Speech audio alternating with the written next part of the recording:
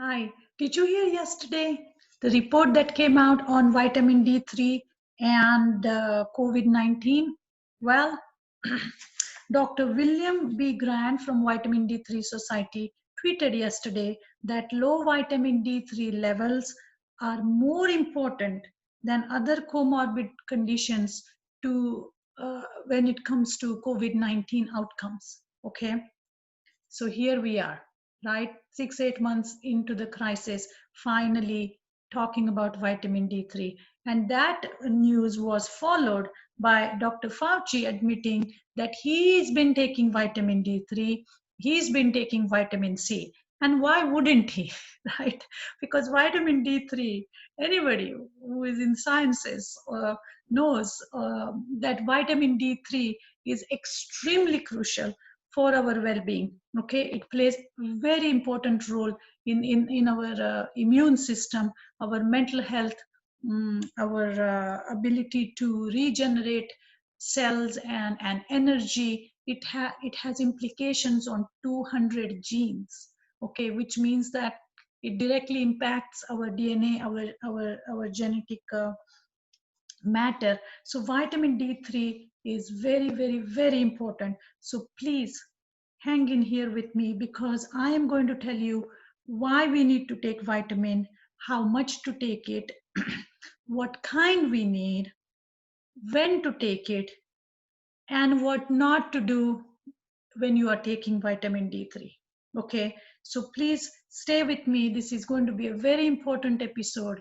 Also, share this information with your friends, family, neighbor, because at the end of the day, we are humans, and humans are treated by good nutrition. Okay, for me personally, I follow the mantra of Dr. Roger Williams, who says, when in doubt, use nutrition first. Okay, so because that just makes sense. That's what who we are. So I never had doubt that vitamin D3 and vitamin C was not an answer for COVID-19. In fact, if you guys remember, back in January, when I heard about COVID-19 in December, I knew that I should start talking about vitamin D3 and C, and I did a couple episodes on D3 and C. But again, the D3 has come back, is in limelight now. So hopefully I will have more audience, more ears listening to this information. So let's get right into it as to why we need to take vitamin D3, right? Like I already mentioned, it has implications on 200 genes. It plays extremely important role in terms of lining of our GI, lungs. It helps role in lungs. Most importantly, it has very direct implications on our bone health. And remember, inside the bone marrow is where the immune cells are being made and being deployed. Okay, so a lot of people don't think of bone health and vitamin D3 and its role in immunity, but this is how vitamin D3 has its hand in immunity. Lack of vitamin D3 causes fatigue, okay, diabetes, hypertension, obesity, depression, anxiety, pain, frequent infections. The list can go on and on and on. Muscle cramps, sleepless nights. Like I said, the list can go on and on and on. And but that's where vitamin D3 has its role. All these diseases and more. Cancer, how can I forget cancer? Okay, so no matter which disease you take, vitamin D3 is going to be extremely beneficial for in terms of prevention and treatment. Okay, so that's as to why we need to take it. I'm going to share my screen, and then we'll talk about how much we need to take. Okay, so just hang in here with me, and I'm going to open this document. Okay, I hope you guys can see it. Uh, this is directly from Grassroot Health, the Action Cohort Study, 7,000 people. And it says that we optimal level, okay, at least the range where we should be to begin with is 40 to 60 ng per ml. Okay, so I have yet to see a patient who walks into my office and has vitamin D3 levels in 40, 50, 60, 80, 90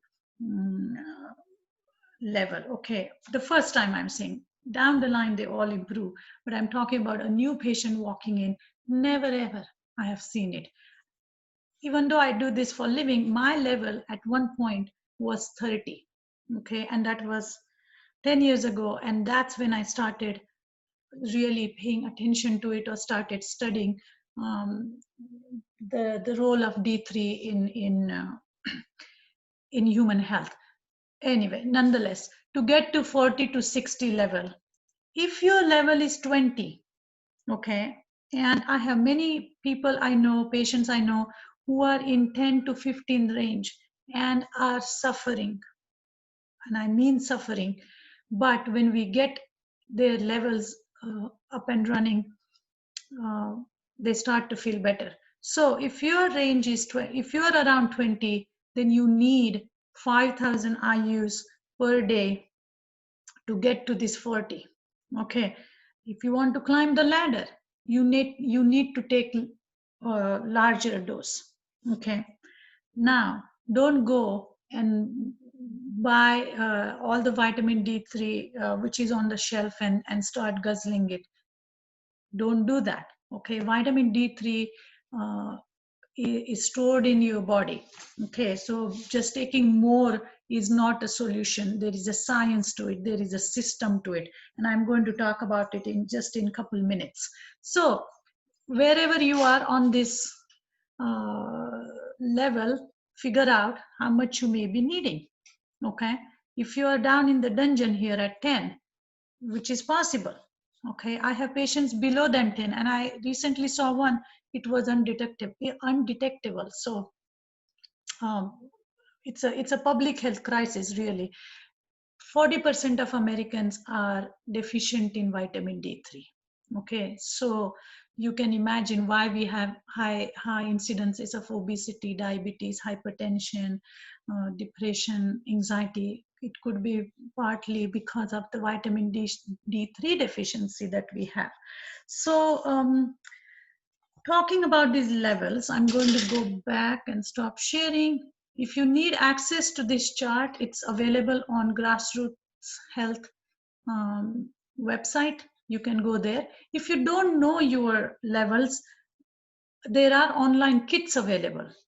If you go to Vitamin D3 Council's website or Grassroots Health website, you will see credible companies to order the vitamin D3 test from. It's very simple, but it may be worth doing it if you have never checked your vitamin D3 levels. Okay, so that's about how much. It depends on your levels, and if you're working with a clinician, then based on the symptoms we decide how much you may need and how to take it. So the next one is what kind to take and when to take it. Okay, so there are two kinds of vitamin D3 and D2. Okay, if you're lucky, if your doctor has checked you for vitamin D3 levels, and it is shown low, very low, then the first instinct for the traditional medical community is to put the patient on a 50,000, a large dose once a week for 8 weeks. Okay, that's like somebody telling me, Deepa, go outside once a week, all right, get as much sun as you can, and then stay inside for 8 days. Our bodies don't work that way. Okay, vitamins are given in divided doses, which means we need little bit of it every single day. Okay, so in my practice, what I have seen, from practical point of view, that one large dose, yes, it brings the levels back up a little bit, but they are not lasting. Okay, so my recommendation would be, instead of taking that large dose of 50,000 IUs once a week, I would recommend you to take a smaller dose, maybe 5,000. Okay, 5,000 IU vitamin D3 per day. Okay, that's the most optimal thing to do. Many times the prescription is for D2, which is horrible, because D2 is not absorbable form. Okay, between D2 and D3 you want D3. Okay, so if you've gotten a D2, don't even bother, because it's not going to do anything to you. So if you're going to go for vitamin D3, go for, vitamin D supplement, then go for D3. Okay, then what not to do? Not to buy vitamin D2, not to take 50,000 once a week for 8 weeks and forget about it. But most importantly,